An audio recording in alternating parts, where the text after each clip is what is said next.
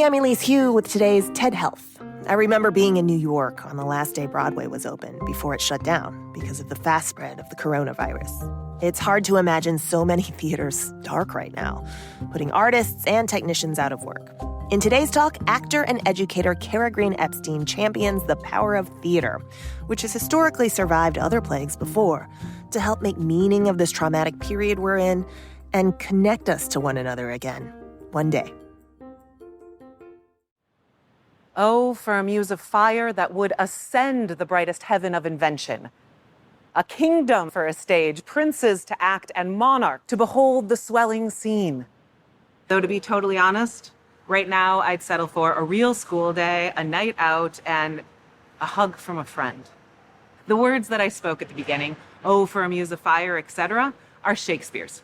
He wrote them as the opening to his play Henry V, and they are also quite likely the first words ever spoken on the stage of the Globe Theatre in London when it opened in 1599. The Globe would go on to become the home for most of Shakespeare's work, and from what I hear, that Shakespeare guy was pretty popular. But despite his popularity, just 4 years later, in 1603, the Globe would close for an extended period of time in order to prevent the spreading and resurgence of the bubonic plague. In fact, from 1603 to 1613, all of the theaters in London were closed on and off again for an astonishing 78 months. Here in Chicago, in 2016, new theaters were opening as well. The Steppenwolf had just opened its 1,700 theater space. The Goodman down in the Loop had just opened its new Center for Education and Engagement. And the Chicago Shakespeare Theater had just started construction on its newest theater space, The Yard. Today, all of those theaters, as well as the homes for over 250 other theater companies across Chicago, are closed due to COVID-19. From Broadway to LA, theaters are dark, and we don't know when or if the lights are ever going to come on again. That means that tens of thousands of theater artists are out of work. From actors and directors to stage managers, set builders, costume designers. It's not like it's an easy time to go wait tables. It's a hard time for the theater. And it's a hard time for the world. But while theaters may be dark, theater as an art form has the potential to shine a light on how we can process and use this time apart to build a brighter, more equitable, healthier future together. Theater is the oldest art form we humans have. We know that the Greeks were writing plays as early as the 5th century BC, but theater goes back before that. It goes back before we learned to write, to call and response around fires, and who knows, maybe before we learned to build fire itself. Theater has outlasted empires, weathered wars, and survived plagues. In the early 1600s, theaters were closed over 60% of the time in London, and that's still looked at as one of the most fertile and innovative periods of time in Western theater history. The plays that were written then are still performed today over 400 years later. Unfortunately, in the early 1600s, a different plague was making its way across the ocean, and it hit the shores of what would be called America in 1619, when the first slave ships landed in Jamestown, Virginia. Racism is an ongoing plague in America, but many of us in the theater like to think we're not infected, or that we are at worst asymptomatic. But the truth is, our symptoms have been glaring on stage and off. We have the opportunity to use this intermission caused by one plague to work to cure another. We can champion a theater that marches, protests, burns, builds. We can reimagine the way our theaters and institutions work to make them more reflective and just. We can make this one of the most innovative and transformative periods of time in Western theater history. One that we are still learning about and celebrating 400 years from now. What we embody in the theater can be embodied in the world. Why? Because theater is an essential service. And what I mean by that is that theater is in service to that which is essential about ourselves. Love, anger, rage, joy, despair, hope. Theater not only shows us the breadth and depth of human emotions, it allows us to experience catharsis, to feel our feelings, and rather than ignore or compartmentalize them, move through them to discover what's on the other side. Now, many art forms connect us to our emotions, but what makes the theater unique is that it reveals us to ourselves on stage, so that we can see that our lives are about our relationships and our connections to others, to our parents, to our children, to our teachers, to our tormentors, to our lovers, to our friends. What we do when we engage with theater is we experience in real time, in real space, those relationships and connections changing in the present. The relationships between characters on stage, yes, but also the relationships between characters and the audience, and the relationships between audience members themselves. We go to the theater because we seek connection. And when we're in the theater, our hearts beat as one. That's not a metaphor. Our hearts race together, they're soothed together, we breathe together. Aye, there's the rub. Who knows when we're going to be able to be together again in the same space, breathing in the same air, breathing in the same experience? Who knows when we're going to want to be? We are holding our breath. Luckily, theater doesn't just have to happen in theaters. As theater practitioners, we know some of the most important work we do happens off stage, in rehearsal spaces, garage spaces, studio apartments. At the beginning of this talk, I wished for a kingdom for a stage, princes to act and monarchs to watch the show, but the truth is, none of that is necessary. In fact, some of the most important theater I make happens on Monday mornings in an empty hospital meeting room with just a handful of folks, and only 2 of us are theater artists. The Memory Ensemble, as we call ourselves, is a collaboration between the Looking Glass Theater and Northwestern Center for Cognitive Neurology and Alzheimer's Disease Research.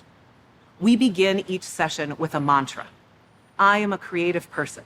When I feel anxious or uncertain, I can stop, breathe, observe, and use my imagination.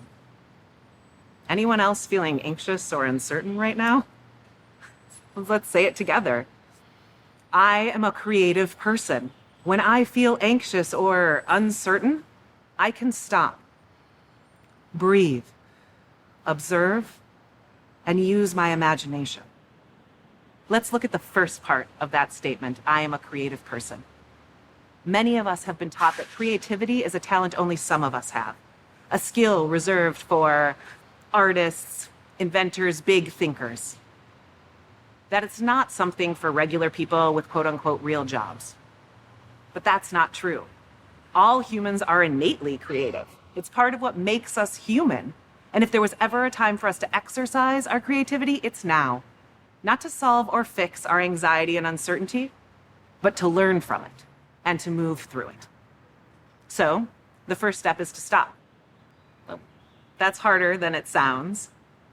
Busy is a coping mechanism that we use to deal with our anxiety and uncertainty. And our society is addicted to it. So we find ourselves making all the TikToks, baking all the bread, taking all the Zoom meetings. Maybe you've even seen that meme about how Shakespeare wrote King Lear during his pandemic, which I think is supposed to inspire us, but instead just makes us feel guilty that we're not creating our own masterpieces right now. You know, in addition to taking care of our children or our parents or our students, our patients, our clients, our customers, our friends, ourselves. So A, screw that guilt. And B, that's like the opposite of what King Lear is actually about. Towards the end of Lear, one of the main characters, Edgar, says, "The weight of this sad time we must obey. Speak what we feel, not what we ought to say." The lesson of Lear is not about pushing or producing or doing what you think you should do. The lesson of Lear is about stopping and taking the time to appreciate who and what you have in your life and discover who you want to be while you have it. We're at an intermission. And intermissions are important because they give ourselves the opportunity to take care of ourselves physically and emotionally. Go to the bathroom, get a snack, get a drink. And also take a moment to feel the weight of what just happened on stage. Maybe begin to process any emotions that brought up. I reached out to my community of artists and I asked them what plays were speaking to them and helping them process this time. Many of the characters in the plays they sent don't share my lived experience, and I think their words are important to hear. My friend Jeremy sent me a monologue by Sarah Ruhl from her Melancholy play.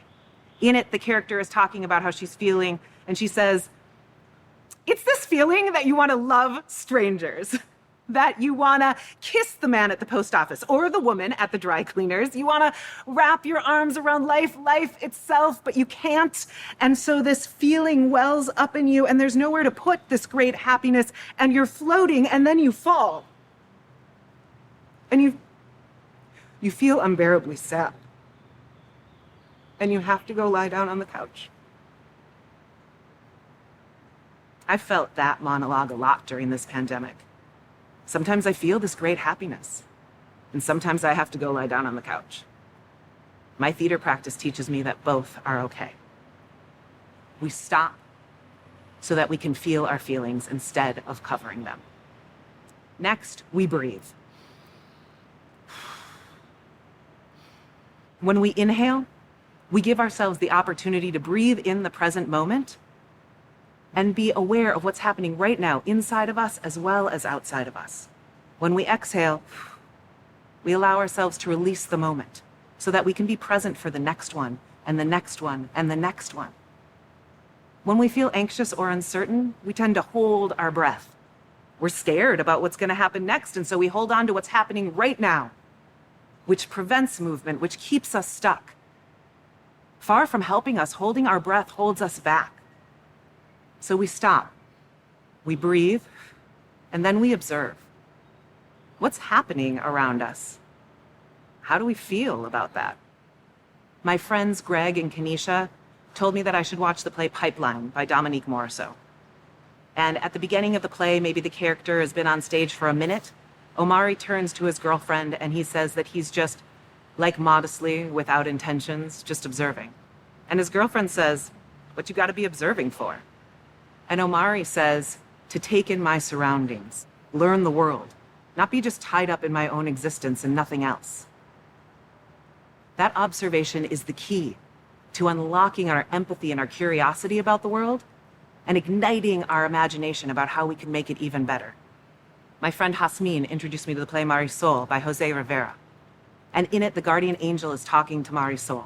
And she says, "I don't expect you to understand the political ins and outs of what's going on, but you have eyes.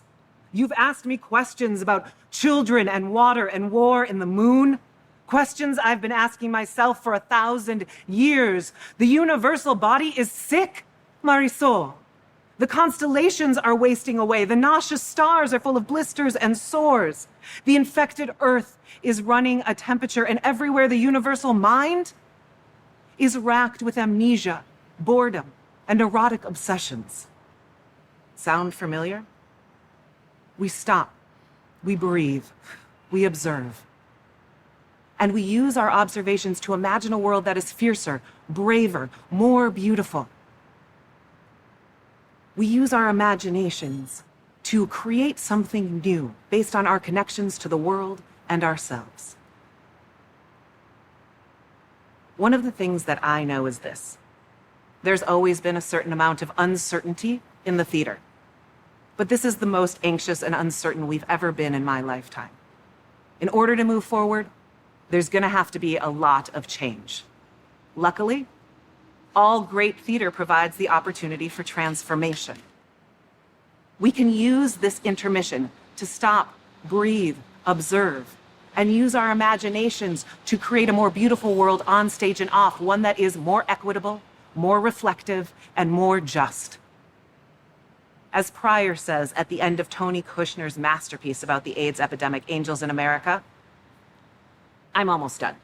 The fountain's not flowing now. They turn it off in the winter, ice in the pipes.